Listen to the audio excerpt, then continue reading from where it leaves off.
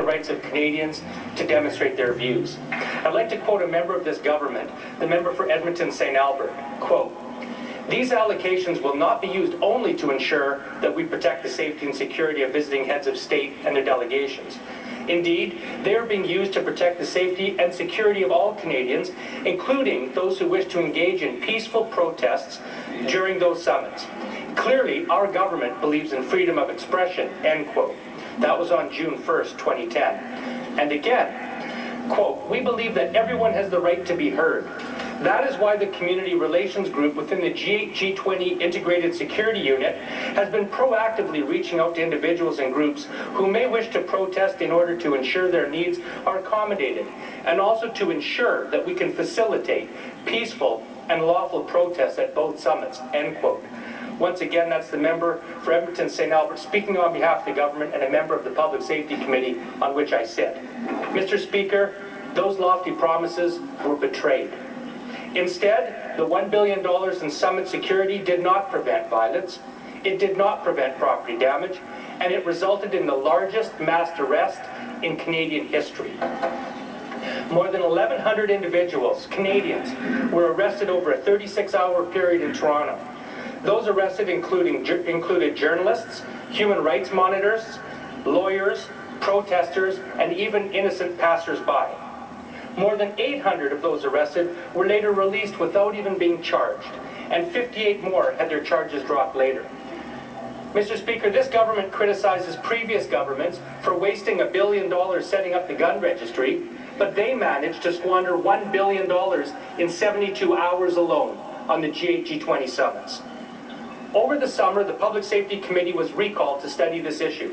Yet instead of voting on the motion to launch a federal inquiry into what went wrong, the Conservatives defended the mass arrests and the violations of Canadians' rights. They filibustered the debate and accused those who supported a federal inquiry of promoting, quote, "the agendas of the violent mob made up of thugs and hooligans," end quote. Mr. Speaker, I met 2 of the G20 protesters, and I think Canadians would be interested to hear their story. They aren't thugs or hooligans. They are law-abiding Canadians who are exercising their freedom to peacefully assemble and express their views. Their names are Kirk Chavarie and Grayson Lepp. Kirk and Grayson are students at the University of British Columbia's Okanagan campus. They are leaders in the student movement, serving on the executive of the Student Society and the provincial executive of CFS. They were in Toronto representing their student union to attend rallies in support of strengthening public education in Canada and around the world. And what they told me is they were transported to a makeshift detention center and detained there for 24 hours. Here are the conditions that they described to me. Holding cells crammed full with 30 to 35 people in them, with concrete floors and a steel bench. Women forced to toilet themselves in front of other detainees, and police officers with their hands still strapped behind their backs. Requests for water repeatedly denied. Requests for toilet paper repeatedly denied. Hundreds of detainees forced to sleep on bare concrete floors. Diabetics refused insulin. Others refused needed medication. Detainees left with hands strapped for up to 16 hours at a time. Leaking porta potties in cells, garbage and unsanitary conditions. Abuse, profanities, and open threats of violence, sometimes imbued with racism, from police officers, and mass arrests of innocent people who committed no crime at all. The Honourable Parliamentary Secretary to the Minister of Public Safety. Well, thank you, Mr. Speaker, for permitting me the opportunity to rise today and speak to the success of our frontline police officers who were able to protect the safety of visitors and delegates during the G8 and G20 summit. And I just heard my honourable friend talking about lofty promises. I'll just remind him of a lofty promise that came from him in this House, April the 21st, 2009. I am particularly proud of our leader, the leader of the New Democratic Opposition, who has freed all MPs to vote their conscience and as their constituents dictate. We'll see how that pans out tomorrow, Mr. Speaker. I'd like to remind the member opposite of the Auditor General's observations from May, and I quote, "Obviously $1 billion is a lot of money, but I think we have to recognize that security is expensive. There are a lot of people that are involved over a long period of time. We may think that the meetings only last for a few days, as my friend suggested, but all the preparations involve extensive planning, extensive coordination for months before that, and I think we have to be really, really careful. The notion that these events, which represent the largest security undertaking in Canadian history, were restricted to a 72-hour period is not an accurate reflection of reality. The simple fact of the matter is that security planning began well over a year and a half prior to the summits, involved the coordinated participation of several federal security partners, including the RCMP, Public Safety Canada, the Department of National Defence, the Canadian Border Service Agency, CSIS, as well as several other departments, not to mention our provincial municipal security partners, who were crucial to the provision for security for these events. This extensive security planning process was indicative of the complexity and scale of hosting these events. Unlike the Olympics, the summits were a security event that had 38 world leaders in attendance, as well as 5,800 delegates and 2,600 journalists. Canadians can be proud of how our security partners were able to protect the safety of Canadians, delegates, and visitors to the City of Toronto and the town of Huntsville, working in what were exceptionally difficult circumstances. Canadians can be proud of the progress that this government achieved during these meetings on global governance and opportunities for emerging economies. The G8 was successfully refocused on its strengths, development, peace, and of course, global security challenges. The G20 summit resulted in an action plan for entrenching the global economic recovery, including reducing global deficits, financial sector reform, progress on anti-protectionism, and debt relief for Haiti. As well, it set the stage for an enhanced level of discussion that will occur at the G20 summit in South Korea this November. Unfortunately, Mr. Speaker, there are those that seek to disrupt and prevent these summits through unlawful activities. Consequently, a large-scale and world-class security plan was necessary to deliver the security required.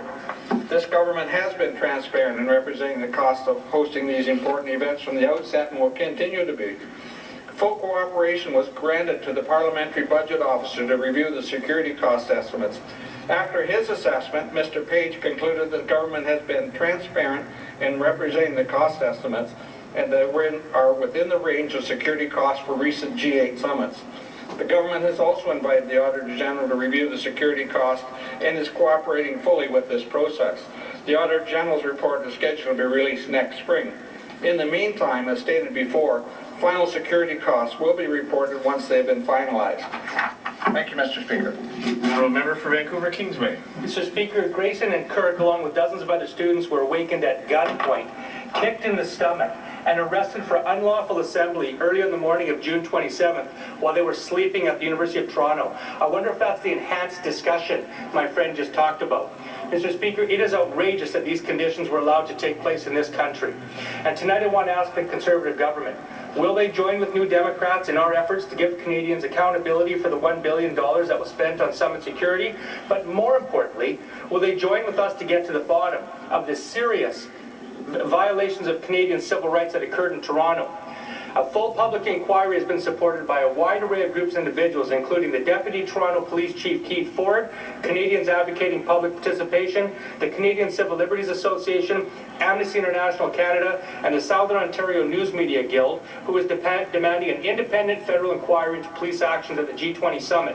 And that includes 34 media workplaces, including the Toronto Star, Globe and Mail, Toronto Sun, London Free Press, Ottawa Sun, Singtown. Honourable Parliamentary Secretary to the Minister of Public Safety. Well, thank you, Mr. Speaker. And as I have already indicated, my friend opposite talks about lofty promises. I just gave him one that came from him in this House. Let's see how that pans out for him tomorrow. And I would like to take the opportunity to remind the member opposite that Canada has an obligation to protect visiting heads of state in accordance with the United Nations Convention that was adopted in 1973 to provide security to internationally protected persons. The 38 world leaders and 5,800 delegates that arrived in Canada for the summits were all covered on the security provisions that were delivered. Clearly, their security was critical to the success of the summits. The responsibility that comes with hosting events of this magnitude and the corresponding risk cannot simply be dismissed due to monetary reasons. Security experts, the Auditor General, and the Parliamentary Budget Officer have all confirmed that the security costs are reasonable, and direct cost comparisons that the media and the opposition have made to other summits have been disingenuous and false. Thank you, Mr. Speaker.